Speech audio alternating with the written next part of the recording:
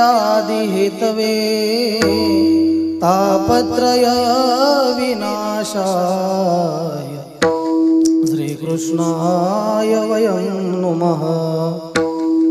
ध्येयं सदा परिभवग्नमभीष्टदोहम् तीर्थास्पदं शिवविरिञ्चिनुतं शरण्यं भृत्यार्तिहं प्रणतपालभवाब्धिपूतं वन्दे महापुरुषते चरणारविन्दम्।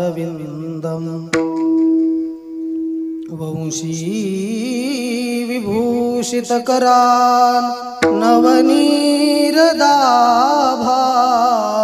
पीताम्बरा दरुणबिम्ब फलाधरोस्था पूर्णेन्दु सुन्दरमुखा दरबिन्दनेत्रात् कृष्णात् परं किमपि तत्त्वमहं न जाने। कृष्णात् परं किमपि तत्त्वमहं न जाने। कृष्णात् परं किमपि तत्त्वमहं न जाने।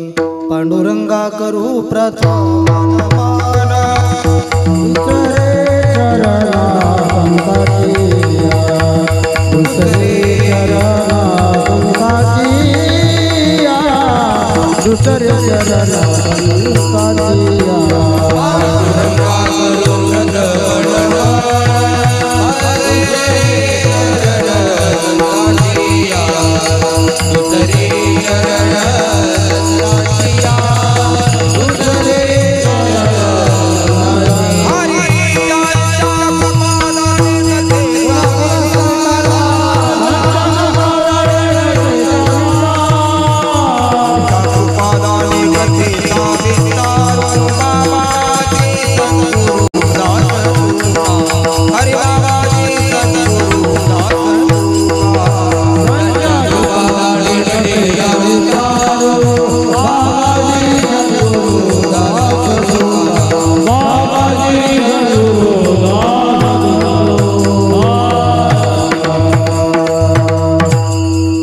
पांडुरंगा करू प्रथम प्रथम नमन दुसरे चरण संतांच्या त्यांच्या कृपादाने कथेचा विस्तारू बाबाजी सद्गुरु दास तुका। ओम नमो ज्ञानेश्वर करुणाकर दयाळा तुमचा अनुग्रह लाधलो पावन झालो चराचरी। मी कलाकुसरी काहीच नेने बोलतो वचने अति भाविक एका जनार्दनी तुमचा दास त्याची आस पुरवावी तुमचा अनुग्रह लाधलो पावन झालो चराचरी। आता हृदय हे आपुले चौफाळुनिया भले वरी बैसऊ पाऊले श्री गुरूंची जयांचे केलिया स्मरण होय सकळ विद्यांचे अधिकरण तेची वंदो श्री चरण श्री गुरूंची ते नमस्कारोनी आता समचरण सरोजम सांद्रणीलांबुदाभम जघननिहित पाणिं मंडनं मंडनानां तरुण तुलसी मालां कंधरं कंजनेत्रं सदय धवलहासं श्री विठ्ठलं चिंतयामि। मस्तक हे पायावरी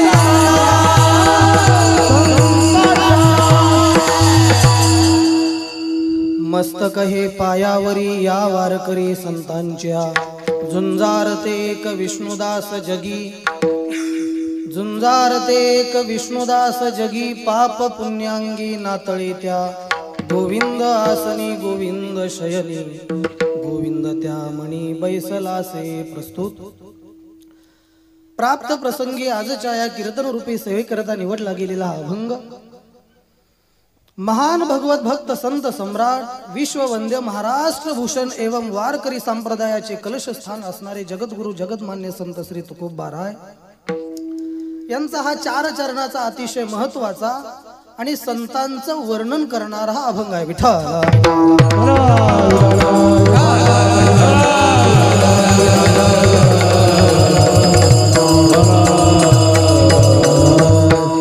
चिंतनाला प्रारंभ करण्यापूर्वी अल्पसा परिहार द्यायचा म्हणजे तो असा. पुण्यक्षेत्र पुण्यभूमी श्री क्षेत्र हे महागाव आपली नगरी. या नगरीमध्ये गेल्या अनेक वर्षापासून श्री संत मारोतराव महाराज दस्तापूरकर, श्री संत मोतीराम महाराज फळेकर आदी करून ज्ञानोबाराय तुकोबाराय आदी करून सकल संत मांदियाळीच्या आशीर्वादाने चालू असलेला हा अखंड हरिनाम सप्ताह मोठ्या भव्यते आणि दिव्यतेमध्ये आपण सर्वजण करत आहात. ही जी संयोजन कमिटी सप्ताह कमिटी आहे खरं म्हणजे एक दिवसाचा खेळ नाही. हा सप्ताह करत असताना 1 ते 2 महिने यासाठी राब लागावं लागतं. या सर्व असणारी संयोजन कमिटी सप्ताह कमिटी या समितीसाठी सप्ताहासाठी जे अखंड प्रयत्न करतात त्यांच्या चरणी प्रथम मी नतमस्तक होतो. नोहे हा एकल्याचा खेळ अर्थात हे सर्व करत असताना तन मन आणि धनातून आपणही सर्व असणारी ग्रामस्थ मंडळी यासाठी प्रयत्न करतात. तन मन धन हे आपल्याला दरवर्षी आम्ही पाहतोय खरं म्हणजे. आणि या कार्यक्रमाकरता एक भव्यता आणि दिव्यता प्राप्त करण्यासाठी ज्यांचं अगदी मोलाचं मार्गदर्शन आहे ते आमचे मार्गदर्शक आमच्या गुरुकुल अर्थात संस्थेचे आधारस्तंभ. कुठलीही अडचण येऊ द्या, एक फोन केला आर्थिक असू द्या कुठलीही असू द्या, एखादा कॉल केला एका मिनिटामध्ये सॉल्व करतो. किंवा आमचं जीवन आम्ही ज्यांच्याकडे बघून ज्यांचं आम्ही वेळोवेळी मार्गदर्शन घेतो ते आपल्या गावाचे असणारे गान कोकिळा भजन सम्राट श्री हरिभक्तीपरायण मोतीरामजी महाराज मोहिते यांच्या असणाऱ्या नियोजनातून यांच्या प्रेमाखातर आणि सर्व असणारे ग्रामस्थ मंडळीच्या प्रेमाखातर आज हे सेवेचं नियोजन आहे. अर्थात पत्रिका जर आपण पाहिली तर सर्व असणारी वरिष्ठ गुरुजन मंडळी आहे आणि सर्वात छोटा जर कोण असेल कीर्तनकार तर आजचा आहे. परंतु ठीक आहे घरचा असल्यामुळं कारण तुमचा आणि आपला परिचय संस्थेच्या वाणीवाडीच्या माध्यमातून असेल किंवा या वर्षी मी आणि माझे असणारे जोडीदार श्री हरिभक्तीपरायण गोपाळ महाराज यांच्या माध्यमातून असेल. या वर्षी आळंदीला गुरुकुल स्थापन केलं. खरं म्हणजे महाराजांची आज तब्येत नाही, रात्रीपासून ताप आहे. येत असताना सुद्धा माजलगावला एक इंजेक्शन आणि एक बाटली आम्ही चढून इथपर्यंत आलो. हे सर्व तुमच्या प्रेमास्तव या ठिकाणी. परंतु वाजवताना दिसतं का हो तसं वाटतं का?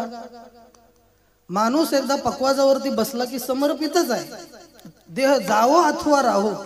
म्हणूनच आज महाराष्ट्रामध्ये महाराजांनी नाव खूप मोठं कमवलेलं आहे. वाजवा एकदा सर्व त्यांच्यासाठी जोरदार टाळ्या. त्यांच्याही चरणी विनम्र अभिवादन. महाराजांच्या ग्रामस्थांच्या प्रेमाखातीर ही जी सर्व असणारी भजन सम्राट भास्कर महाराज असतील, आमचे शिवाजी महाराज गोड गातात कीर्तन करतात. यांचं अनेकदा एक कीर्तन ऐकायचं आम्हाला योग येतो वारीमध्ये. आपल्याच गावाचे असणारे भूमिपुत्र गान कोकिळ नारायण महाराज त्यांच्या आणि सर्व असणारे आपल्या ज्या गुरुकुलमध्ये विद्यार्थी आहेत त्यांच्या तुम्हा सर्व संतांच्या आई माता आई भगिनींच्या चरणी नतमस्तक होतो आणि सेवेला सुरुवात करतो.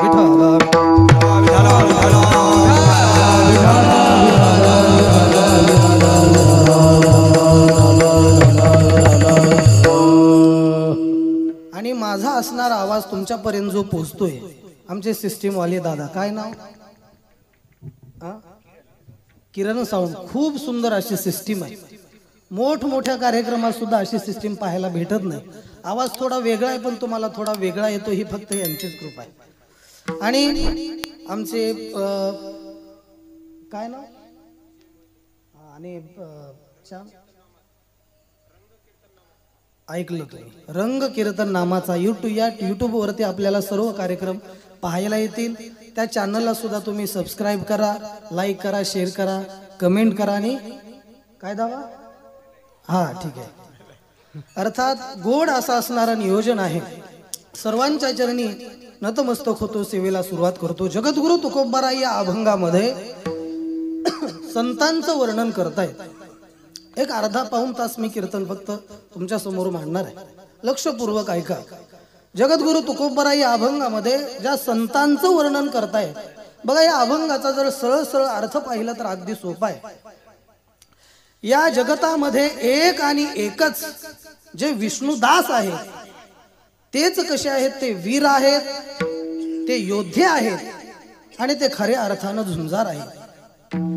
त्यांच्या अंगाला पाप आणि पुण्याचं लेबल लागू शकत नाही। म्हणे महाराज हे करतात तरी काय? रात्रंदिवस जागृती, स्वप्न आणि सुषुप्ती या तिन्ही अवस्थामध्ये कोणाचं चिंतन चालू आहे? केवळ केवळ आणि भगवत नाम चिंतन चालू आहे। गोविंद आसनी, गोविंद शयनी, गोविंद त्या मनी बैसल असे ज्यांचं मन भगवंतमय झालेलं आहे ते असणारे आमचे विष्णुदास आहेत। महाराज यांची नेमकी लक्षणं काय हो? यांच्या अंगाला पाप आणि पुण्याचं लेबल लागू शकत नाही। खऱ्या अर्थानं या जगतामध्ये जो जो इथं येतो आणि जे जे काही करतो ते त्याचं कर्म झालं। बरं कर्म म्हटलं की पाप आलं, कर्म म्हटलं की पुण्य आलं। मग यांचं पाप आणि पुण्य हे नेमकं जातं कुठं, त्याचा चिंतन आपण अभंगामध्ये पाहणार आहोत। यांची नेमकी लक्षणं काय? तर ज्यांच्या कपाळावरती गंध आहे, गळ्यामध्ये तुळशीची माळा धारण केलेली आहे आणि सर्वात मोठं जर अलंकार काय असेल तर अहोरात्र मुखावाटे भगवत नाम चिंतन आहे, असा अभंगाचा सरळ सरळ अर्थ आहे। विठ्ठल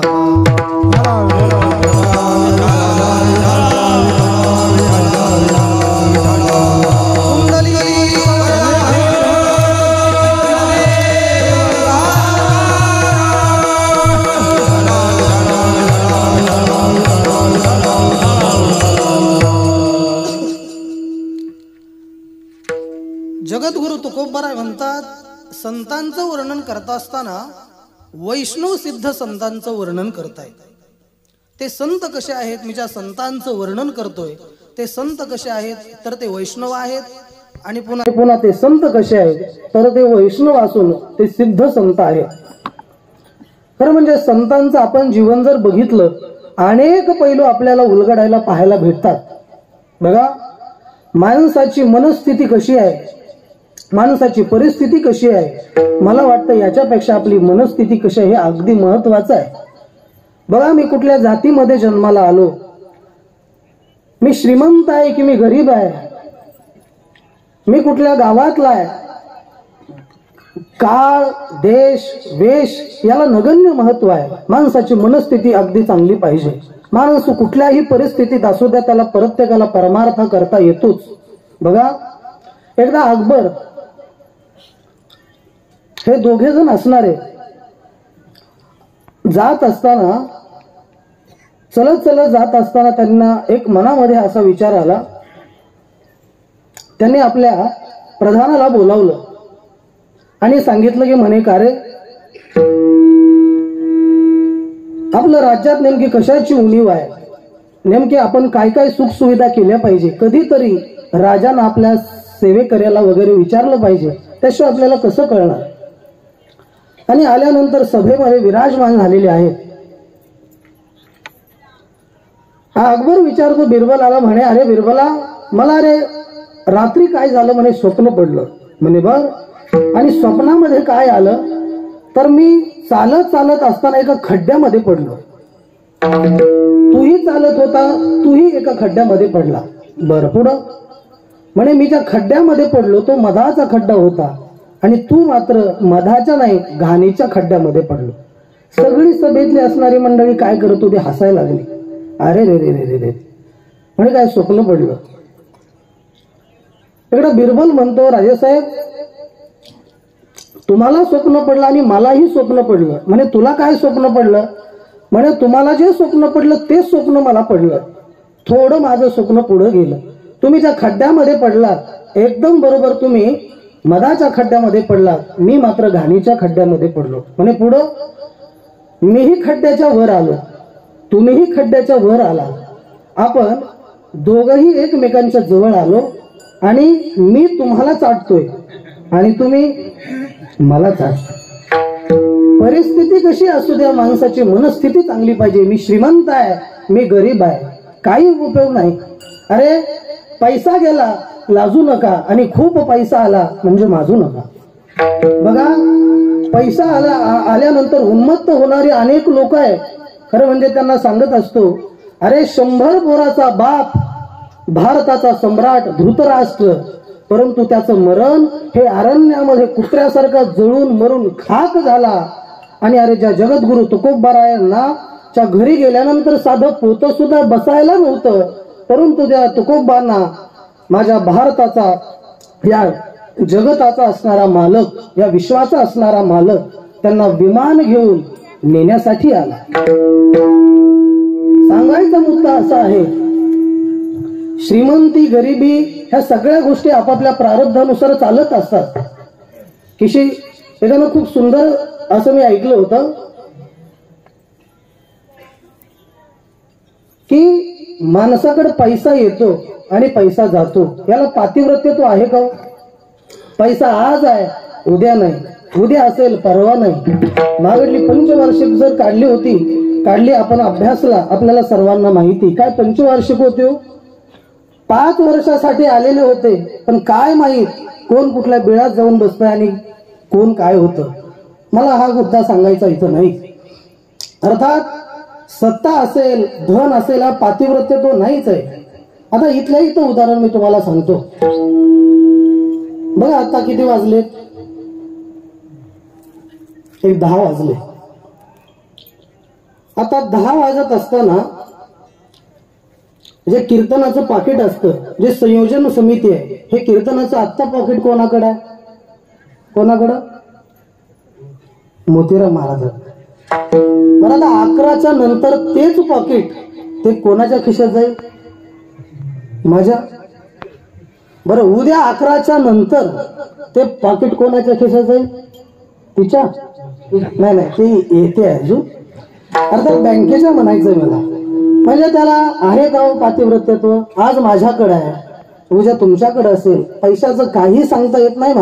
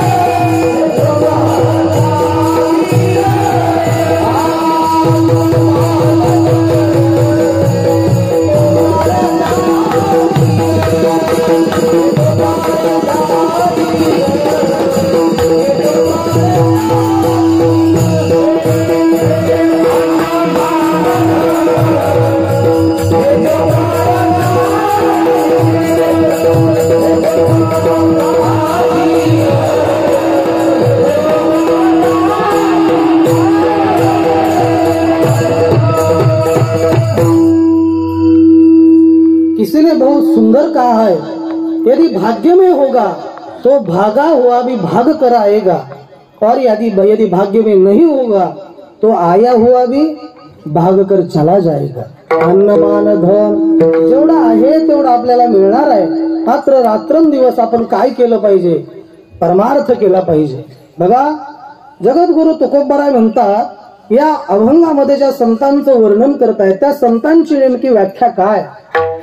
सांगा आम्हाला, नेमकं संत कशाला म्हणायचं? त्या जगामध्ये कोणाला संत म्हणावं? ज्ञानोबाराय सांगतात, आत्मज्ञाने चोखडी संत जे माझी रोपडी.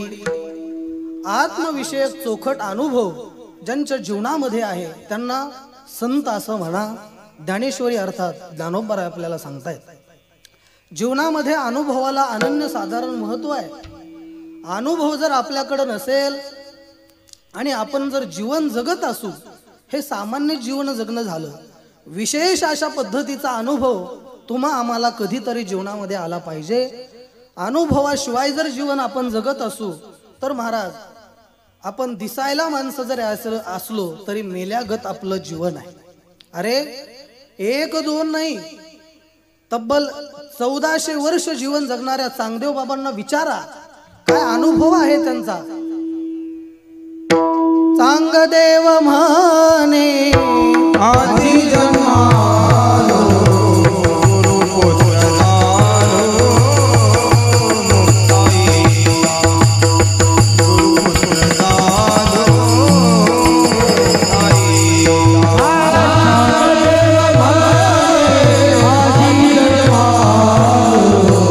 गुरुपुत्र झालो.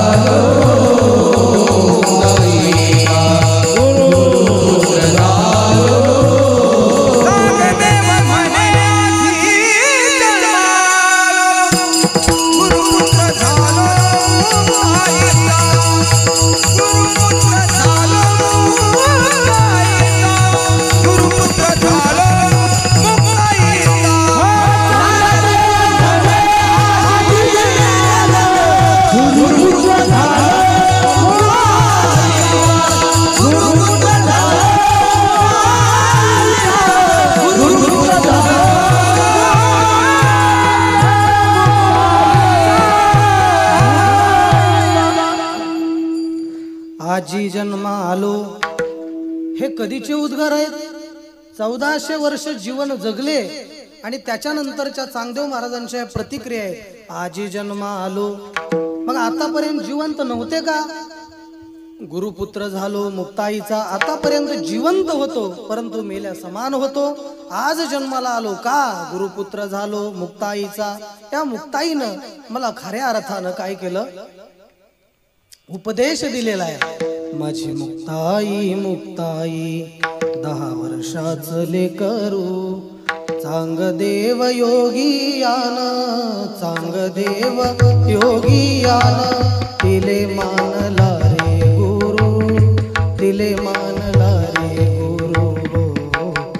माझी मुक्ताई मुक्ताई, त्या मुक्ताबाईंना 10 वर्षाच्या लेकरांना चांगदेव महाराज अक्षरशः गुरु मानतायत का? कारण परमार्थात खऱ्या अर्थानं माझ्या मुक्ताईंना मोठ्या पण दिला जातं. परमार्थातल्या या गुरु आहेत. नामदेव महाराजांच्या या सुद्धा आजे गुरु आहेत. एवढंच नाही, आपले जे असणारे बंधू आहेत, ज्या संत ज्ञानोबरायांनी या विश्वाला ज्ञानेश्वरी, चांगदेव 65, हरिपाठ असे वेगवेगळे ग्रंथ दिले, त्यांचे सुद्धा कोण आहेत? मुक्ताई या गुरु आहेत. म्हणजे जीवन जगत असताना ज्याचा अनुभव मोठा, तो त्या क्षेत्रातला मोठा असतो. हे प्रपंचामध्ये आहे आणि परमार्थामध्ये दादा तेच आहे. बघा काय झालं, एका मुलाचं असणारं बऱ्याच दिवसानंतर जमत नव्हतं, परंतु यावर्षी काय झालं? जमलं. आणि जमल्यानंतर त्यांनी फतवा काढला. काय काढला? म्हणे माझ्या लग्नामध्ये 2-4 वर्ष मी पाहत होतो, परंतु एकाही म्हाताऱ्याने माझ्यासाठी सोयरी कुठली आणली नाही. अरे तू आणायच्या लायकीचाच नव्हता बाळ्या, बरोबर? तू कधी लवकर येत होता का? घरामध्ये तू 12च्या नंतर येत होता. तुझी मित्रमंडळी पाहत होतो आम्ही. कोण आणलो? एक तर तुटवडा आणि त्याच्यात कोण प्रयत्न करणार आहे? परंतु एक पैशाच्या आमिषानं का असणारा हा विचारा पुण्यामध्ये गेला, 1-2 वर्ष काम केलं आणि एक असणारी सोयरी जडली. गावाकडे आला आणि त्यानं फरमान सोडलं की अरे फरमान सोडलं, माझ्या लग्नाला गावातल्या एकाही म्हाताऱ्यानं माझ्या लग्नाला यायचं नाही. नाही म्हटलं, एकाही म्हाताऱ्यानं माझ्या लग्नाला यायचं नाही. अक्षरशः लग्नाची तारीख आहे, 10 वाजले, एक गाड्या बसल्या जात आहेत. प्रत्येक जण गाडीमध्ये बसतोय. सर्व तरुणी माझा माता मावल्या गाडीमध्ये बसतायत. एक गाडी लग्नाच्या दिशेनं चालते.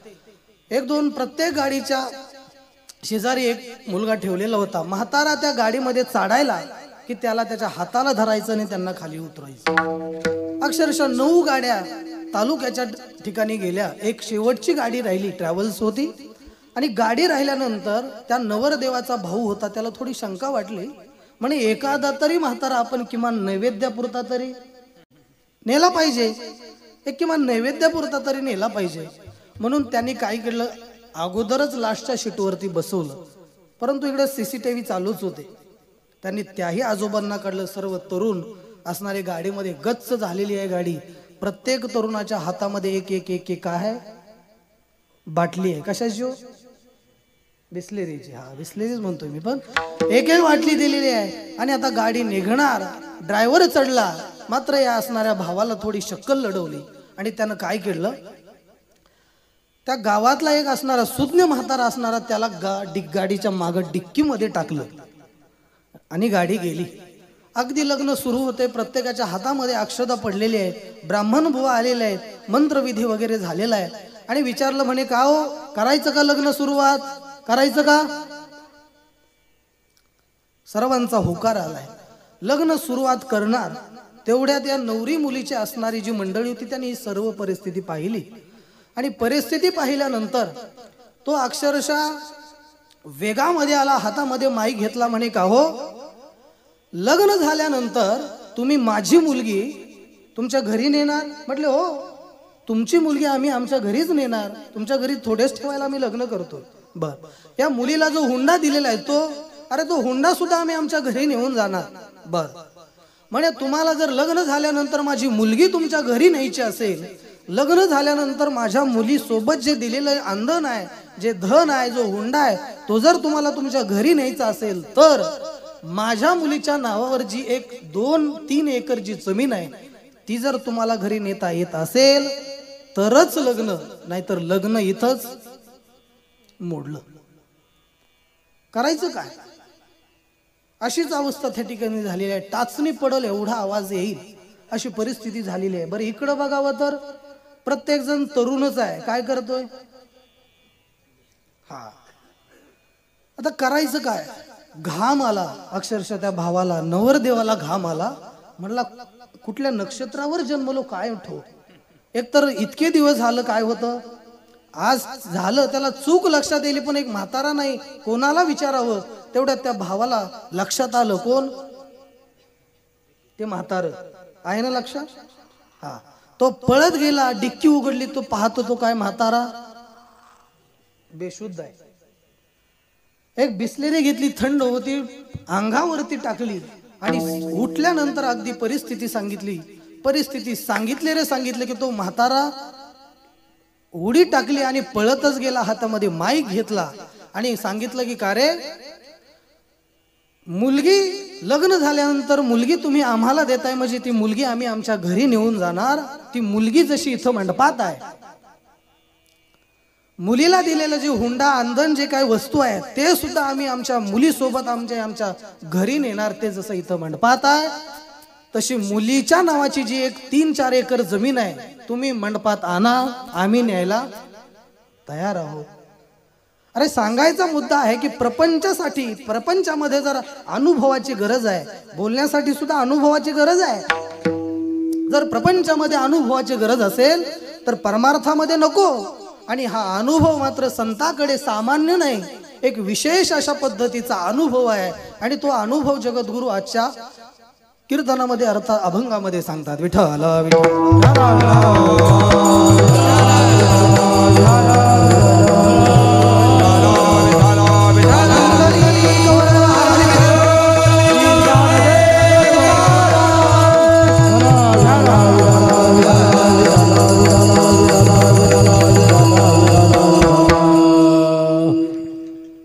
महाराज म्हटले की ज्यांच्याकडे सामान्य नाही तर विशेष अशा पद्धतीचा अनुभव आहे ते आमचे कोण आहेत? संत आहेत. ते संत कसे आहेत? ते संत असणारे वैष्णव आहेत आणि ते असणारे संत वैष्णव आहेत आणि सिद्ध आहेत. अर्थात वैष्णव सिद्ध संतांचं वर्णन करणारा हा अभंग आहे. सगळेच असणारे संत हे वैष्णव असतील असंही सांगता येत नाही. वेगवेगळ्या पंथामध्ये आपण संत त्यांच्या असणारं वाङ्मय पाहतो. विष्णुदास त्यांना म्हणतात की जे विष्णूची भक्ती करतायत त्यांना विष्णुदास, हरिभक्ती परायण किंवा खऱ्या अर्थानं भक्त, विठ्ठलाचे भक्त यांना म्हणतात. यांचंच असणारं वर्णन महाराज अभंगामध्ये सांगतायत. महाराज म्हटले, महाराजांनी अनेक गुण सांगितले. अनेक गुणाचा प्रकाश महाराज या अभंगामध्ये टाकतायत। पण बघा नेमकं जगद्गुरूंना एक साधक उठला आणि जगद्गुरु तुकोबराईकडे गेला आणि तुकोबरांना विचारलं की का हो तुकोबराय, तुम्ही आजच्या अभंगामध्ये संतांचं वर्णन करताय, पण नेमकं त्याचा आम्हाला फायदा काय? काय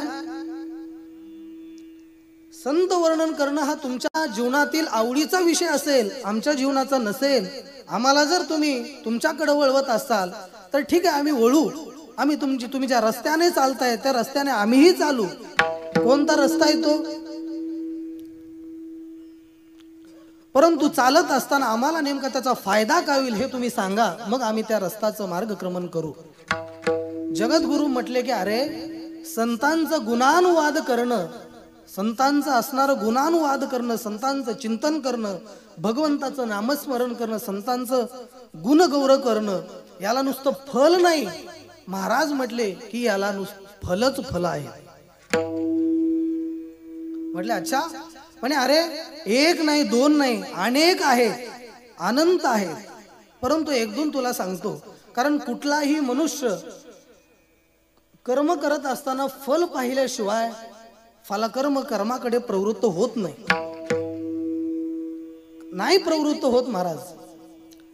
एका घरामध्ये एका मुलीला तिचा बाप सांगत होता की म्हणे 10वीचं वर्ष आहे, अभ्यास कर। ह्या अभ्यास करत होती न करत होती आणि त्याच नेमकं त्या पाटलांच्या घरी गाढव होता। गाढव आपला बिचारा दररोज राबायचा। त्यांच्या घरी कुत्रा होता। त्यांचा एके दिवशी संवाद झाला। म्हणे का रे गाढवा, अरे मी काही करत नाही, परंतु मालकाच्या मला फिरायला गाडी आहे। मालक जे खातो त्याच्यापेक्षाही चांगलं अन्न आहे, मालक जे अंगाला लावतो त्याच्यापेक्षाही चांगले मला साबण आहे, मला राहायला अक्षरशः एक असणारी छोटी रूम आहे। आणि तुझी काय अवस्था रे, एवढं तू राबतोच, कधीतरी मालक तुला खा पिलाच का, जेवलाच का, राहिलाच काहीतरी तुला विचारतो, काही काळजी करतो का? मग कशासाठी राहतो इथं, कशासाठी? त्यावेळेस त्या गाढवानं त्या कुत्र्याला म्हटलं की अरे कुत्र्या, अरे मी काही इथं राहतो म्हणजे उगीच राहत नाही। म्हणे अरे मग कशासाठी राहतोय तू? त्यानं सांगितलं की अरे पाटलाची म्हणे मुलगी कितवीला आहे? 10वीला आहे। आणि मी तब्बल एक 7-8 महिने झालं ऐकतोय की बघ, जर तू नापास झालीस तर तुझं लगीन गाढवाशी। म्हणे आता 2 महिने राहिलेत, बरोबर आहे, आणि 2 महिन्यासाठी कशाला मला तू इथून बाहेर लावतोय? म्हणजे कुठलं तरी फल पाहिल्याशिवाय जर गाढव तिथं कर्माला प्रवृत्त होत नाही तर आपण तर सामान्य माणसं आहेत। आता आपण स्वतःला असामान्य समजतो हा भाग वेगळा आहे, परंतु सामान्य मनुष्य जर कर्मफलाकडे प्रवृत्त होतो त्याशिवाय कर्म करत नाही। जगद्गुरु तुकोबराय तर असामान्य आहेत आणि ते कशासाठी तिकडे फल असल्याशिवाय तुम्हाला त्याचं मार्गक्रमण करा त्याशिवाय सांगत नसणार आहे, त्या अर्थी तुम्ही केलं पाहिजे। म्हणजे त्याला फल नेमकी काय आहे सांगा तरी आम्हाला। त्यांनी सांगितलं की ऐक, पहिलं फल आहे। म्हणे काय आहे? म्हणे जेथ वाचा विसवे ते साधू कथा। अरे त्या साधूंचं कौतुक गुणगौरव करत असताना वाणीला जर विश्रांती काय असेल तर जेथ वाचा विसवे ते साधू कथा, हे असणारं पहिलं फल आहे। तुका म्हणे त्यांच्या नावे घेता भावे संतोषी, घेता भावे संतोषी, घेता भावे संतोषी। हा तुका म्हणे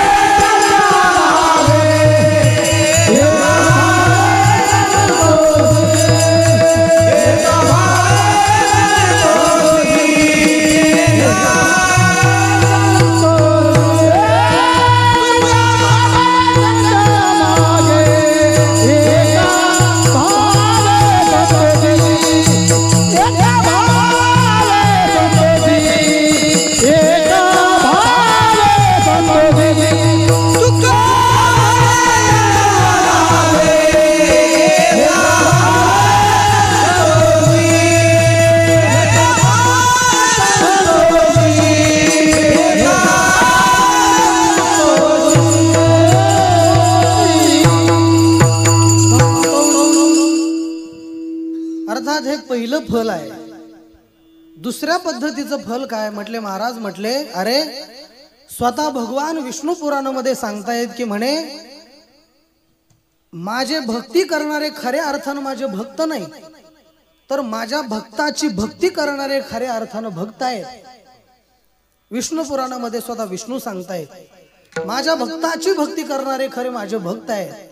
महाराज म्हटले तुमचे दासीचा दास करून ठेवा, आशीर्वाद द्यावा, दासीचा दास करून ठेवा. कशासाठी? काहीतरी फल असल्याशिवाय म्हटले नाहीत महाराज. बघा एक छोटासा दृष्टांत सांगतो. एक वारकरी माघ वारी होती, आज एकादशीचा पर्व काळ आहे, आणि एक 7-8 दिवसापूर्वी मजल दर मजल करत वारीला निघालेले होते.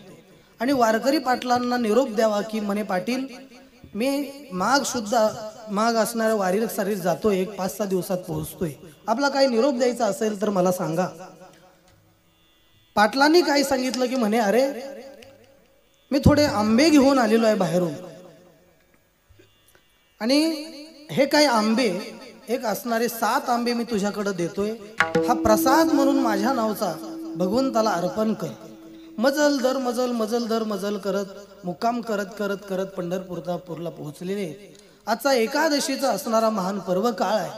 चंद्रभागेचं स्नान केलेलं आहे, नामदेव पायरीचं दर्शन केलेलं आहे, आणि भगवान पंढरीश परमात्म्याच्या असणार मुख पाहण्याकरता दर्शन करण्याकरता रांगेला लागलेले. उन्हाचा प्रहर आहे, घाम दरदरून घाम आलेला आहे, सकाळपासून अन्न खाल्लेलं नाही. काय करावं, काय भूक लागलेली आहे. आता जर काही नाही खाल्लं तर मी चक्कर येऊन पडेल अशी परिस्थिती आहे. पण करावं काय? पाणी नाही प्यायला, अन्न नाही खायला, भगवंतापर्यंत मी पोहोचतो का नाही अशी परिस्थिती आहे. करायचं काय? त्याच्यात तेवढ्या वारकऱ्याच्या लक्षात आलं की आपल्या एका पिशवीमध्ये आंबे आहेत. किती आहेत? एक 7 आंबे. परंतु पाटलानं भगवंताला दिलेले आहेत, आपण जर खावे हे पाप कोणी फेडा. परंतु आता नाईलाज आहे म्हणून त्यानं काय केलं, त्याच्यातले असणारे 2 आंबे घेतले आणि खाल्ले. पुढे गेला, भगवंतापर्यंत घेतल्यानंतर त्या पिशवीतले जे 5 आंबे होते ते भगवंताला अर्पण केले, दर्शन केलं आणि बाहेर आले. गावाकडे गेले आणि दुसऱ्या दिवशी पाटलांना सांगितलं की म्हणे पाटील असं असं झालेला इथे वृत्तांत सर्व सांगितलेला आहे. म्हणे 2 आंबे मी खाल्ले आणि बाकीचे राहिलेले जे होते 5 आंबे ते भगवंताला अर्पण केले. पाटील म्हणले ठीक आहे, मी आता देत असतानाच त्या पद्धतीने दिलेले होते. आता दिल्लीतून निघालेला पैसा इथपर्यंत येत असताना किती कमी होतो हे जे मधले जे लोक आहेत त्यांनाच माहित असतं, आणि तिथून सुटत असतानाच त्या पद्धतीने त्याची योजना आखलेली असते. पाटील म्हणले त्याच पद्धतीनं मी तुला दिले. ठीक आहे, 2 खाल्ले, 5 आंबे तरी भगवंतापाशी पोहोचले. ठीक आहे, विषय संपला. रात्र झाली, पाटील झोपले. वारकरी झोपल्यानंतर पाटलाच्या स्वप्नामध्ये स्वतः पंढरीश परमात्मा आला आणि पाटलाला सांगितलं की म्हणे पाटील तुम्ही जे मला 7 आंबे दिलेले होते, किती? 7 आंबे जे तुम्ही मला दिलेले होते त्या आंब्यातील 2 आंबे फक्त माझ्यापर्यंत पोहोचले, 5 आंब्याचा हिशोब नाही मला माहिती. अक्षरशः 12-1 वाजलेली आहे. पाटलाला राग अनावर झालेला आहे. पाटील अपरात्री उठलेला आहे आणि त्या वारकऱ्याच्या घरी गेला, दरवाजा ठोठावला. पाटलांना नाही, तसल्या वारकऱ्याला नाही त्या शिव्या देऊ लागला. अरे वारकरी म्हणून घेतोयस, पंढरीची वारी करतोय आणि लबाड बोलतोयस. जर खोटं बोलायचं होतं तर वारकरी कशाला, माळ कशाला, गंध लावतो कशाला? अरे सांगायचं होतं की मी 5 आंबे खाल्ले, 2 आंबे भगवंताला दिले, बिघडलं कुठं असतं? अरे आता म्हणलास तर मी एक असणारी गोणी तुझ्या घरी पाठवतो, पण खोटं बोललाच कशाला? हे ऐकल्यानंतर खऱ्या वारकऱ्याला काय होईल? उद्विग्नता महाराज प्राप्त झाली. पंढरीश परमात्म्याला शिव्या देऊ लागला. म्हणे अरे भगवंता मी आंबे 2 खाल्ले आणि तू माझ्यावरती आळा आणतो. अक्षरशः तिथून गावाच्या बाहेर गेला, शेतामध्ये बसलाय, ध्यान धारणा करू लागला. डोळे झाकलेले आहेत. जोपर्यंत याचा निवाडा करत नाही तोपर्यंत मी आजपासून अन्नाचा त्याग करतो. 1 दिवस 2 दिवस झालं, अन्न नाही, पाणी नाही. 3-4 दिवस झालं. मात्र 5व्या असणाऱ्या रात्री पुन्हा पंढरीश परमात्मा त्या पाटलांच्या स्वप्नामध्ये जातो. अरे मूर्ख पाटला, अरे पाटला, जे आंबे 2 वारकऱ्यानं खाल्लेले होते तेच खऱ्या अर्थानं माझ्यापर्यंत पोचले, आणि ज्या वारकऱ्यानं 5 आंबे माझ्या चरणी अर्पण केलेले होते ते असणाऱ्या पुजाऱ्याच्या अर्थात भडव्याच्या घरा गेले. त्याचा हिशोब नाही मला माहिती. अर्थात जगद्गुरु तुकोबाराय म्हणतात, तुका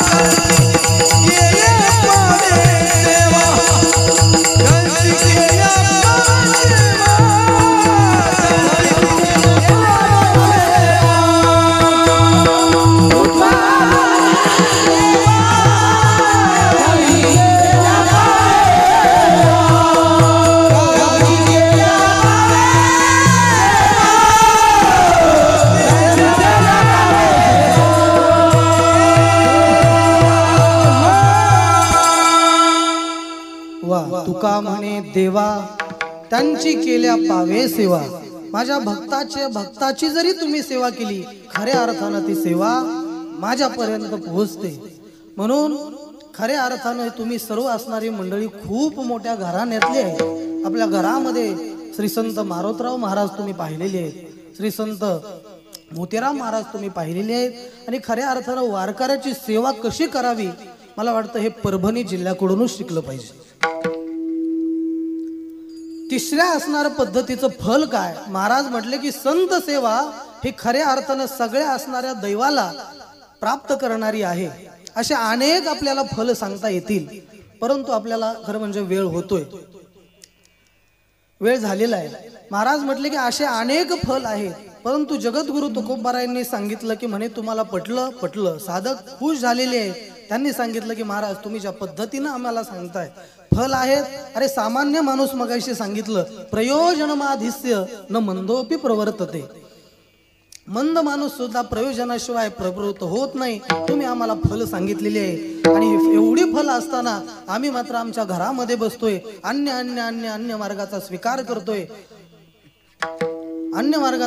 करतोय. आजपासून आम्ही तुमची भगवत भक्ती केल्याशिवाय राहणार नाही. महाराज म्हटले परंतु आज तुम्ही जो अभंग निवडलाय, आम्ही आतापर्यंत संतांचे वेगवेगळे असणारे गुण पाहिलेले होते, परंतु एक वेगळ्या आणि आगळ्या आणि वेगळ्या असणाऱ्या गुणावर जगद्गुरु तुकोबाराय प्रकाश टाकतायत. अभंगाचं पहिलं चरण. झुंजारले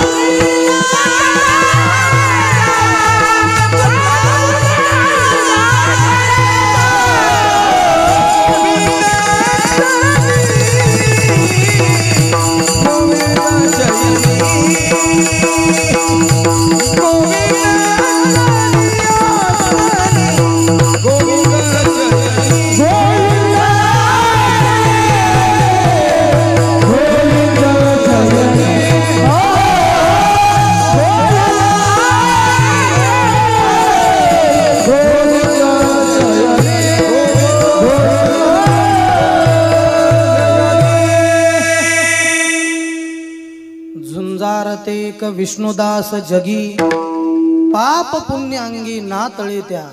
जगद्गुरु तुकोबाराय आजच्या अभंगामध्ये एक आगळ्या आणि वेगळ्या गुणावरती प्रकाश टाकतायत. कोणत्या? झुंजारते क विष्णुदास जगी. अरे संतांच्या अनेक गुण पाहिले, परंतु झुंजार हा जो गुण आहे हा नेमकं कशासाठी आहे?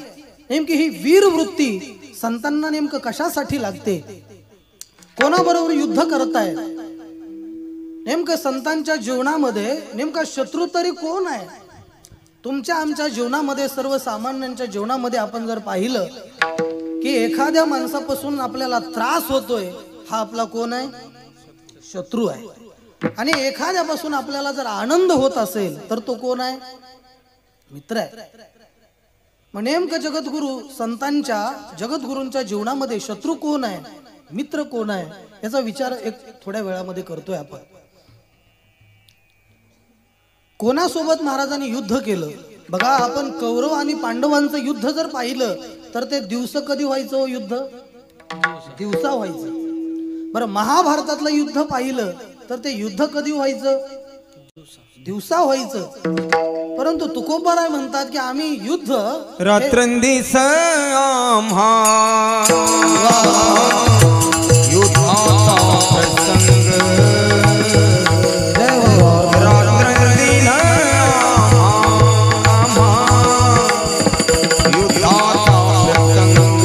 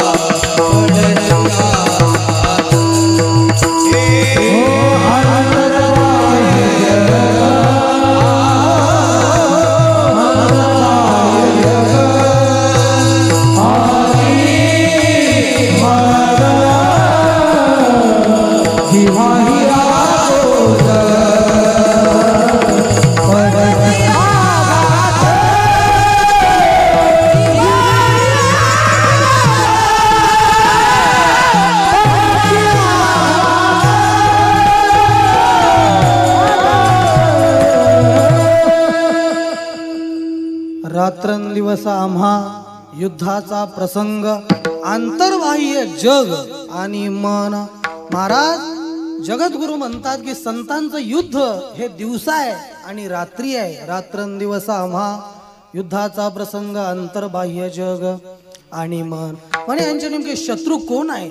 तर ऐका, संतांच्या जीवनातला नव्हे तुमच्या आमच्या सर्वसामान्यांच्या जीवाच्या प्रत्येक जीवाचा असणारा पहिला जर शत्रू कोण असेल तर आशा. इथली आशा नाही बरं, परमार्थातली. नाहीतर एखाद्या आशाताई उठायच्या. आशा ही असले पहिली शत्रू आहे. बघा, संतांनी आपल्या कार्याचा आरंभ केला, नव्हे देवानी आपल्या कार्याचा प्रारंभ केला, तर पहिला जर नारळ कोणावरती फोडला असेल तर आशेवरती फोडला. ज्यावेळेस प्रभू रामचंद्र युद्धासाठी निघालेल्या कार्याचा आरंभ केला, पहिलं युद्ध केलं कोणासोबत हो? काय नाव तिचं? काय? त्राटिका. ही पहिली असणारी आशा, हिच्याबरोबर युद्ध केलं आणि आपल्या कार्याचा आरंभ केला. कृष्णं वंदे जगद्गुरुम. कृष्ण परमात्मा ज्यावेळेस कार्याचा आरंभ करतोय त्यावेळेस सुरुवात कोणापासून केली? पुतना मावशी आहे, तिच्या नाम पुतना नाम आशा. आशेवरती विजय प्राप्त केला आणि आपल्या कार्याचा असणारा आरंभ केलेला आहे. बघा, आशा ही जीवनामध्ये खूप मोठी असणारी घातक शत्रू आहे. हिच्या बरोबर युद्ध केलं पाहिजे. तुमच्या आमच्या सर्वसामान्यांचे जर शत्रू पाहिले, अरे एखाद्यानं जर चलत नुसतं वाकड्या नजरेनं बघितलं तर त्याच्या नजरेत बोट घालणारी आपण. थोडा बांध कुरतडला, भावाभावानं एखाद्याचा बांध कुरतडला तर त्याच्या नरडीला नरडीचा घोट घेणारे आपण आहेत. आपल्या भावाचा एखादा माणूस सहज थुंकल्यानंतर एक दोन शिंतोडे आपल्या पॅन्टच्या अंगावर आले तर त्याचे असणारे गळा घोटणारे आपण आहे. परंतु तब्बल संतांचं जीवन बघा, नाथ बाबांच्या अंगावरती एक दोन नाही, किती वेळेस 108 वेळा थुंकला. प्रसाद देऊनी मुक्त केला. हे संतांचं जीवन आहे. शत्रूला 1000 वेळा संधी द्या आपला मित्र बनण्यासाठी. शत्रूला 1000 वेळा संधी द्या आपला मित्र बनण्यासाठी, पण आपल्या मित्राला एकही संधी देऊ नका आपला शत्रू बनण्यासाठी. हे आपलं जीवन असलं पाहिजे. आपल्या जीवनामध्ये आपण अजात शत्रू झालं पाहिजे. खरी ही परमार्थाची वाटचाल आहे. म्हणून आशेवरती आपण जीवन विजय प्राप्त करायचा असेल, आशायाम परमम दुःखम नैराश्यम परमम सुख. महाराज, आशेमध्ये आपलं सगळं जीवन जातं. आजा मेला पंजा मेला, बाप मसना गेला, देखत देखत नातू पंतू तोही तैसा झाला. सर्व सुखाची आशा जन्म गेला.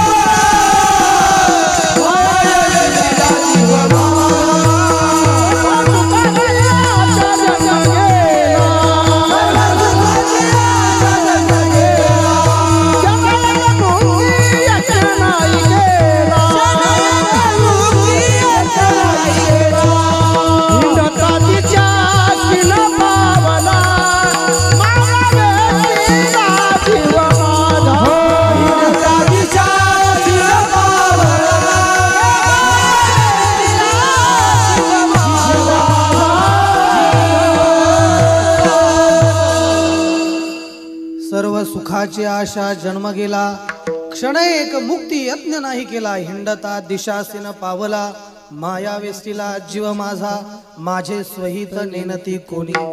अर्थात या आशेवरती युद्ध तुम्हा आम्हाला संतांनी केलेलं आहे. म्हणून तुम्ही आम्ही सुद्धा आशेवरती युद्ध केलं पाहिजे. हा आयुष्यातला जीवनातला सर्वात मोठा शत्रू आहे. 2 नंबरला काम आहे. त्या कामावरती आपण विजय मिळवला पाहिजे. 3 नंबरला क्रोध आहे. अनेक असणारे दुर्गुण षडगुण असणारे हे कोण आहेत? हे शत्रू आहेत. संतांनी त्याच्यावरती विजय प्राप्त केलेला आहे.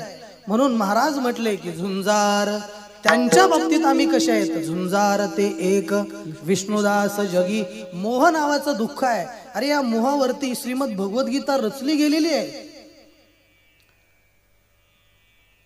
भगवान श्रीकृष्ण परमात्म्याने सेनयोर उभयोर मध्ये रतन स्थापयमेच्युत अर्जुनाचा रथ मध्यभागी उभा केलाय. पाहतो तो काय, सगळे असणारे आपले वडीलधारी गुरु असणारी मंडळी, आपतेष्ट पाहुणे रावळे मंडळी माझ्या समोर असणारी उभा आहे आणि मी युद्ध करायचं.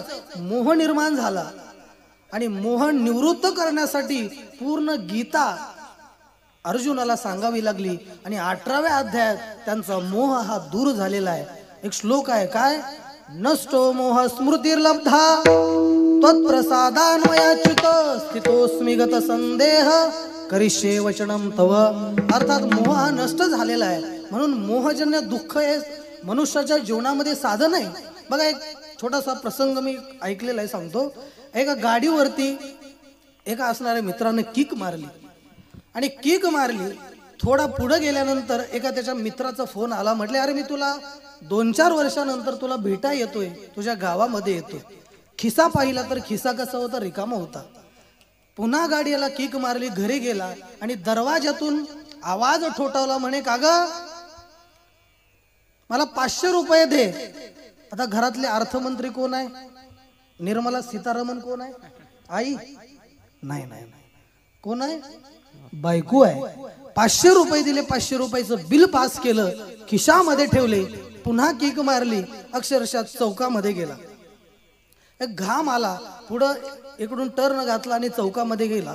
चौकामध्ये गेल्यानंतर थोडा घाम आला, गाडी बंद केली, खिशातला रुमाल काढला आणि खिशातला रुमाल नेमका काढत असताना त्या चौकामध्ये काय झालं, काय पडलं, त्याच्या खिशातले किती 500 रुपये पडले. नाही तर कीर्तन झाल्यावर जाल बरं, नाही तर तिकडले ऐकणारे तिकडे 2-4 हुडकत बसायचे. असं होऊ नये. ते 500 रुपये पडले, रसवंतीवरती गेला, एक 100-200चं बिल झालं आणि त्या मालकाला देण्यासाठी गेला. पाहतो तो काय, खिशामध्ये पैसे नाही. आता सगळं माहीत असतं, एक कल्पना करा की आपले पैसे गेले, किती दुःख होतं का नाही?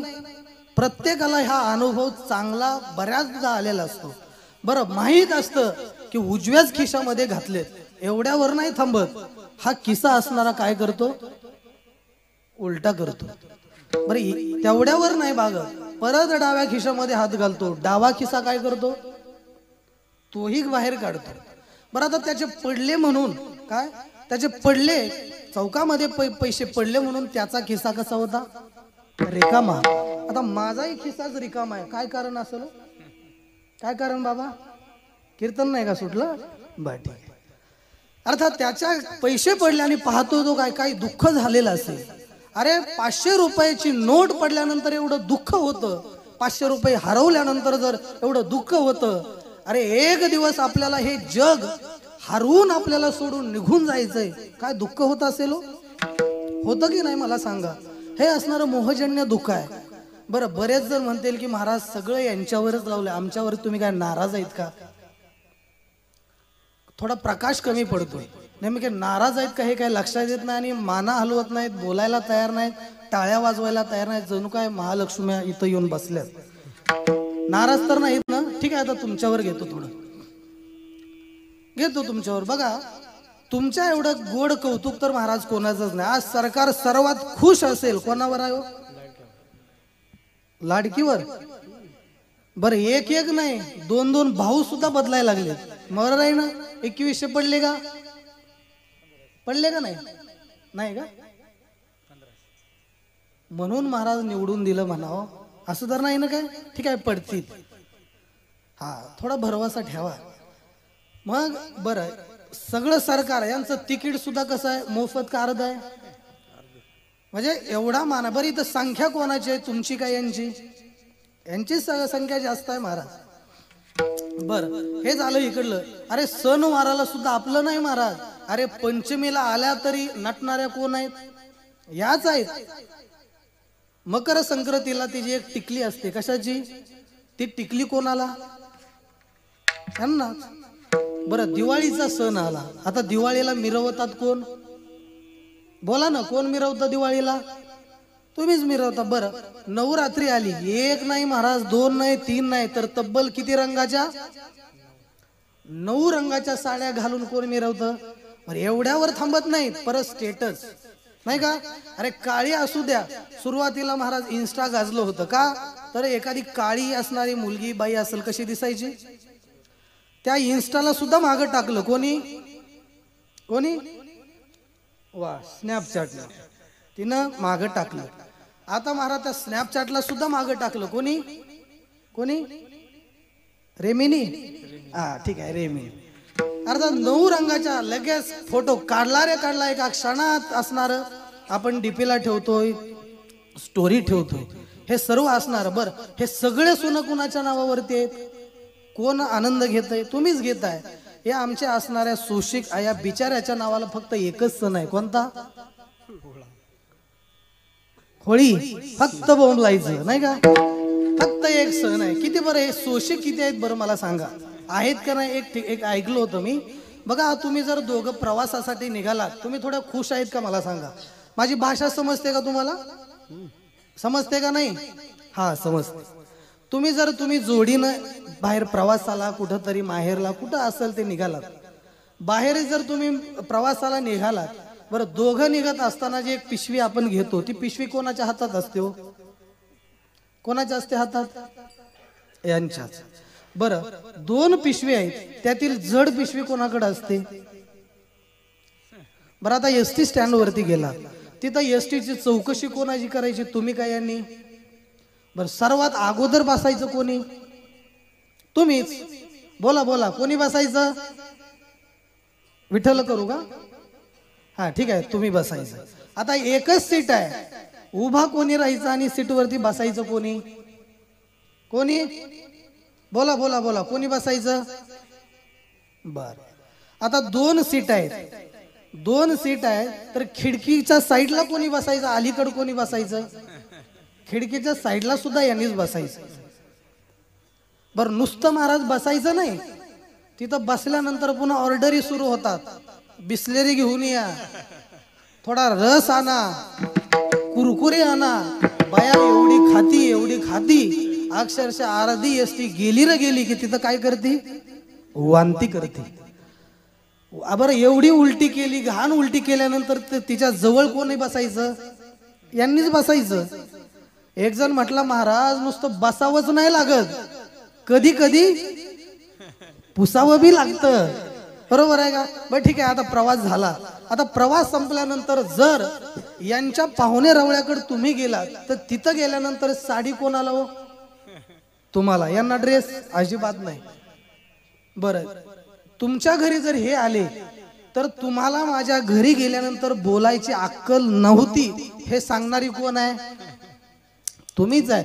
एवढा प्रवास करून घरी गेल्यानंतर ती बया असणारी बाई बॅग फेकती आणि म्हणते की इथून पुढे मी तुमच्या सोबत प्रवासाला येणार नाही. किती सोशिक आहेत बरं सांगा.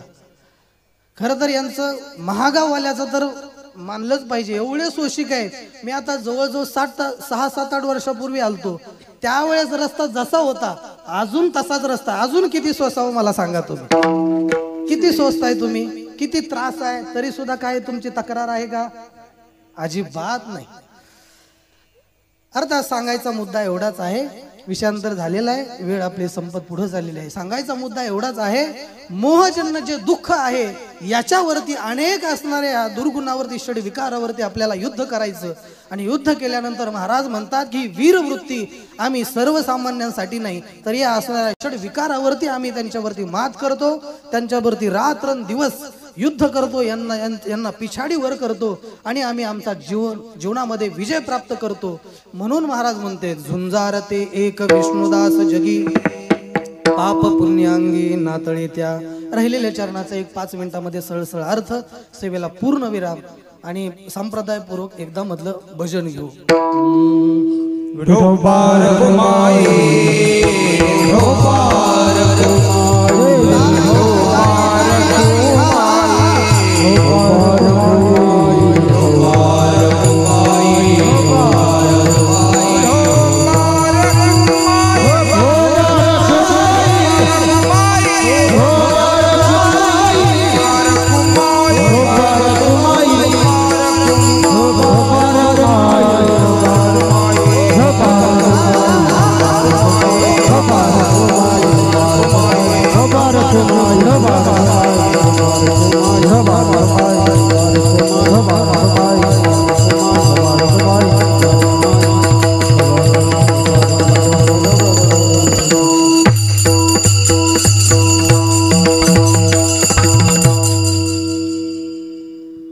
झुंजारते एक विष्णुदास जगी, पाप पुण्यांगी नातळे त्या.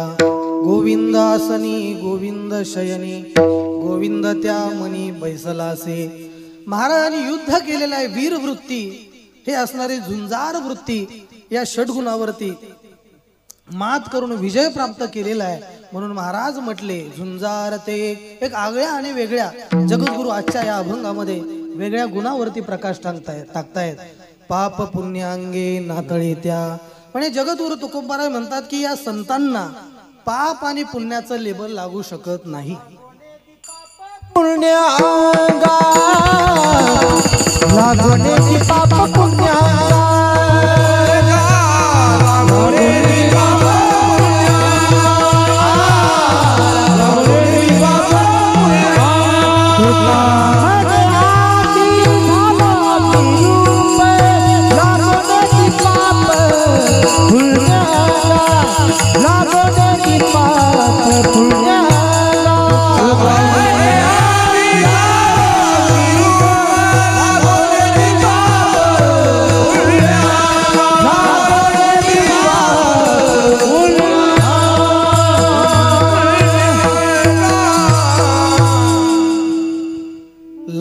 गुणनिधी पाप पुण्यांगा, यांना पाप आणि पुण्याचं लेबल लावू शकत नाही. मग संतांनी जे काय पाप केलेलं त्यांच्या कर्माच्या द्वारे घडतं, हे नेमकं पाप कुठं जातं, कुठं यांनी पुण्य केलं हे पुण्य कुठं जातं, खूप मोठा विस्तार आहे. आपला वेळ झालेला आहे. त्यांनी जर पाप केलं तर खऱ्या अर्थानं जे संतांची असणारी निंदा नालस्ती करतोय, तुम्ही आम्ही जे संताबद्दल अपशब्द बोलतोय, निंदा करतोय, त्यांच्या कर्मातून जर पाप घडलं तर ते आपल्या माथ्यावरती येत असतं. आणि त्यांचं गुणचिंतन जर केलेलं आहे, हा सरळ सरळ अर्थ आहे. त्याने आपण गुणचिंतन केलं तर त्यांचं पुण्य हे आपल्याकडे येत असतं. शास्त्रीय अर्थ असणारे वेगवेगळे आपला वेळ झालेला आहे. महाराज म्हटले की यांचं जीवन कसं आहे, जागृती, स्वप्न, सुषुप्ती या तिन्ही अवस्थेमध्ये भगवंताचं अहोरात्र नामस्मरण चालू आहे. जगद्गुरु तुकोबरायांचं पूर्ण जीवन जर बघितलं तर तुकोबरायांचं रात्र न कळे, दिवस न कळे, अंगी खेळे न कळे, दिस की राती, अखंड लागली से ज्योती, आनंद लहरीची गती, वर्णू मी किती तया सुखा. हे असणाऱ्या तुकोबरायांच्या ज्ञानोबरायांच्या जीवनामधलं आपण पाहायला, नाथ बाबांचं आपण जीवन बघा. अहोरात्र नामस्मरण नामस्मरण, दिनू तैसी रजनी मज झाली माये, दिनू तैसी रजनी मज झाली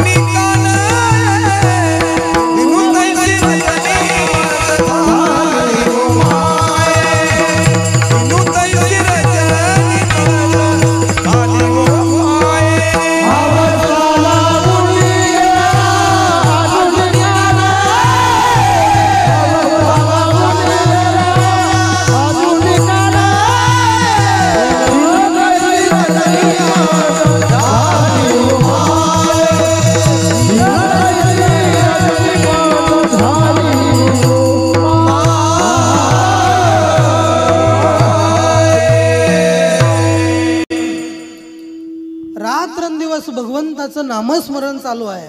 एक भागवतामध्ये जर आपण पाहिलं अरे त्या गोपिकांची अवस्था काय आहे, कबीर महाराज त्यांचं वर्णन करत असताना म्हणताय, कबीर कबीर क्या कहे जावे यमुना तीर, एक एक गौलन के प्रेम में बहवे कोट कबीर. कबीर महाराज म्हटले की अरे एका पारड्यामध्ये कोट्यावधी कबीर बसवले आणि दुसऱ्या पारड्यामध्ये एक गोपिका बसवली, परंतु एक गोपिका असणारी बरोबरी नाही करू शकणार. ही मैं तो सुध बुध खोई तेरे प्यार में, जय हो, सब कुछ भूल गई तेरे संसार में, कृष्ण कन्हैया बंसी बजाए, कृष्ण कन्हैया बंसी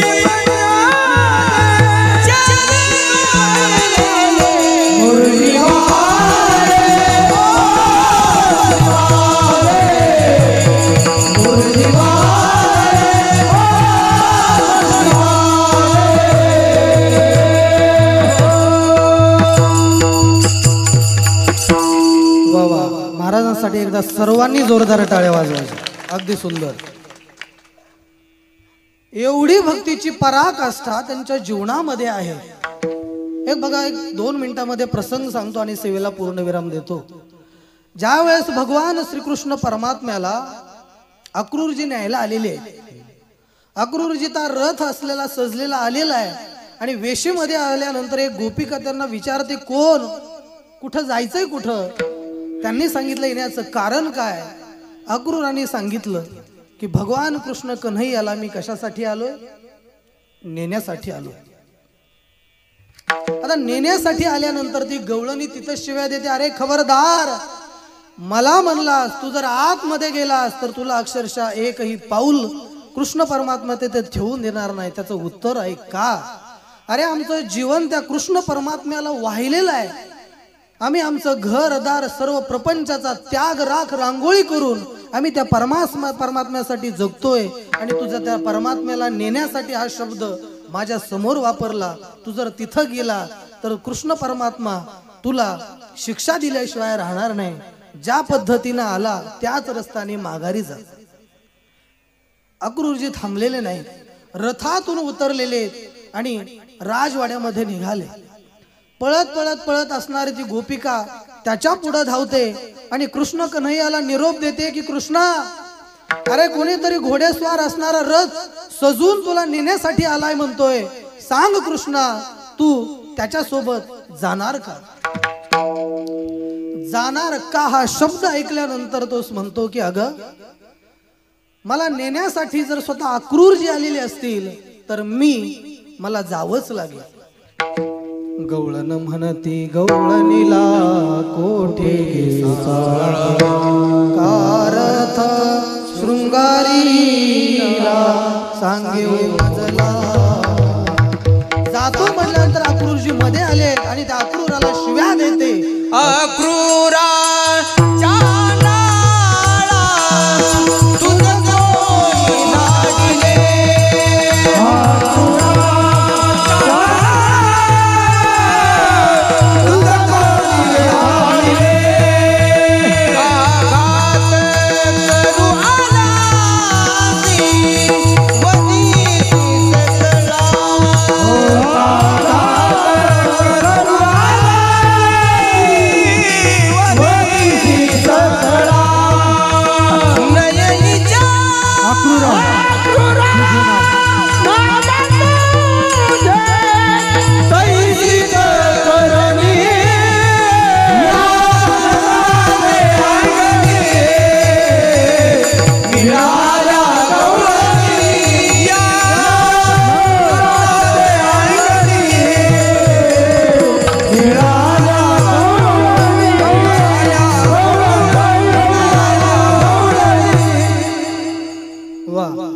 या नंदाचे अंगणी मिळाल्या गवळणी. कृष्ण परमात्मा म्हणतो की मी आता तुम्हाला सोडून जातोय. हा शब्द ऐकल्यानंतर अक्षरशः ती गवळण धाडकन कोसळते. भूमी पडल्या व्रजबाळी कोण त्या सांभाळी. नयनीच्या उदकाने भिजली धरणी. अक्षरशः धरणी ओली झालेली आहे. अरे तुझ्यासाठी काय नाही केलं. आमचा असणाऱ्या नवऱ्याचा त्याग केला, लेकरा बाळाचा प्रपंचाचा त्याग केला, नव्हे राख रांगोळी केली. तुझ्या पायी असणारा आमचं जीवन दिलेलं ना, मला सोडून निघून जातोय. एवढं ऐकल्यानंतर थांबत नाही आणि ती बसल्या बसल्या करते काय. चित्रगंधा नाव तिचं होतं. ते असणाऱ्या आपल्या बसल्यानंतर एक एक एक एक असणाऱ्या डोळ्याची काय काढते, पापणी काढते. कृष्ण विचारतो चित्रगंध ह्या पापण्या तू का काढते. त्यावेळेस ती चित्रगंधा नावाची गवळण म्हणते की अरे कृष्ण ऐक, ज्या वेळेस मी तुला पाहते आणि पाहता पाहता ज्यावेळेस डोळ्यांची उघड झाप होते त्यावेळेस कितीतरी युग झाली तुला पाहिलं नाही, ही आमची अवस्था होते. तो आम्हाला सोडून निघून जात असताना आमच्या डोळ्यांची उघड झाप होणार नाही ही व्यवस्था मी करते. आटती अद्भवा नन्ही काननं कुटीरयुगायते त्वामपश्यता. कुटील कुंतलं श्रीमुखंचचे जडवदीक्षसा पश्मपुरुषा जयति तेधिकं जन्मनारजा श्रयते निराशश्वतत्रयी. त्रुटिर्युगायते त्वामपश्यता. कितीतरी युग झालं तुला पाहिलं नाही अवस्था होते. डोळ्यांच्या सगळ्या असणाऱ्या पापण्या जर काढल्या तर तू जात असताना आमच्या डोळ्यांची उघड झाप होणार नाही. एवढं करतेवर थांबणार नाही. कृष्ण मजल कर अक्रूराच्या हाताला धरतो आणि रथामध्ये चढतो. ती गवळण परत बाहेर येते आणि हातामध्ये एका असणाऱ्या भिंतीवरती त्याचं सुंदर असं चित्र असणाऱ्या भिंतीवरती रेखाटते. कान काढते, डोळे काढते, कुरळे असणारे केस काढते, केसावरती असणारे हिरे मुकुटांचा असणारा टोप घालते, हात काढते, हातामध्ये बासरी देते आणि त्याच्या पुढे येऊन म्हणते की अरे कृष्णा, सोन्याचा पावा तुला वाजावया दे. सोन्याचा पावा तुला वाजावया दे. पुरणपोळी करुणी तुला खाया दे. आता तरी कृष्ण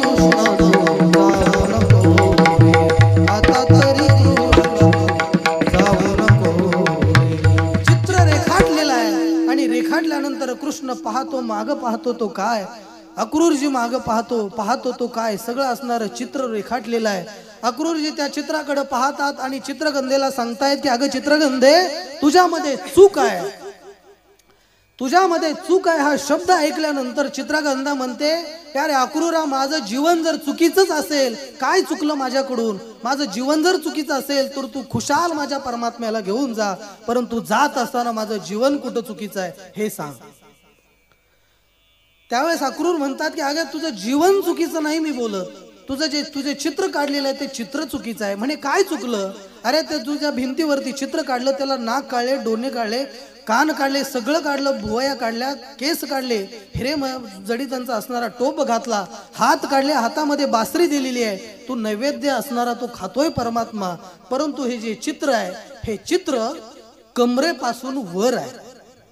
त्या चित्रातल्या असणाऱ्या कृष्णाला खाली पाय नाहीत, ही चित्रातली चूक आहे.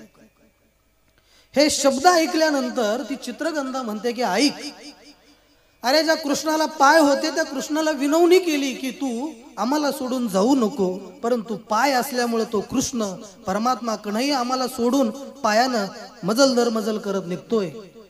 अरे ज्या अक्रूराला पाय होते त्याला विनंती केली, हातापाया पडले, त्याला पाय होते, त्यानंही त्या परमात्म्याचा हात धरला आणि त्याला घेऊन निघून गेला. न जाणो अक्रूरा, तू क्रूरासारखा जर वागलास आणि याला जर मी पाय काढले, तुझ्या हाताचा स्पर्श झाल्यानंतर हे भिंतीतलं चित्र सुद्धा तुझ्या बरोबर आल्याशिवाय राहणार नाही, म्हणून मी या चित्रातील असणाऱ्या भिंतीला पाय नाहीत काढले. किती भक्तीची समर्पकता आहे. हेची थोर भक्ती आवडते देवा, एवढी असणारी समर्पित भावना कशामुळे झाली. रात्र नकळे दिवस नकळे अंगी खेळे, नकळे दिस की राती अखंड लागली से ज्योती. किंवा अभंगाच्या दुसऱ्या चरणामध्ये सांगतात, गोविंद आसनी गोविंद शयनी गोविंद त्या मणी बैसलासे. तिसऱ्या चरणामध्ये महाराज सांगतायत की त्यांची लक्षणं काय, तर गळ्यामध्ये पवित्र अशी तुळशीची माळा ज्यांनी धारण केलेली आहे, कपाळावरती उभा असा गंध आहे, हे असणारे त्या असणारे भगवत भक्ताची नाम वैष्णवांची अलंकार ही लेणी आहे. आणि सगळ्यात मोठा जर आयुध नाम अलंकार काय असेल तर मुखामध्ये नाम आहे. तुखा म्हणे शंख चक्रांचे शृंगार, नामामृत सार मुखा माझी, गोविंदासनी गोविंद शयनी गोविंद त्या म्हणे बैसलासे. ज्ञानेश्वर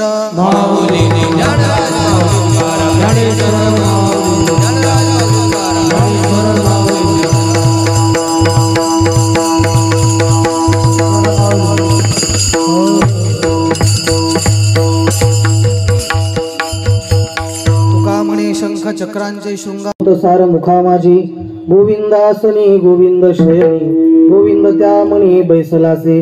सेवेमध्ये जे काही चूक झालेलं असेल ते माझ्या बुद्धीचे दोष आहेत, जे बरोबर आले असे श्री संत मारुतराव महाराज, श्री संत मोतीराम महाराज, माझ्या श्री गुरूंची कृपा. बोलिलेले कुरे वेडी वाकुडी उत्तरे करा क्षमा अपराध, महाराज तुम्ही सिद्ध.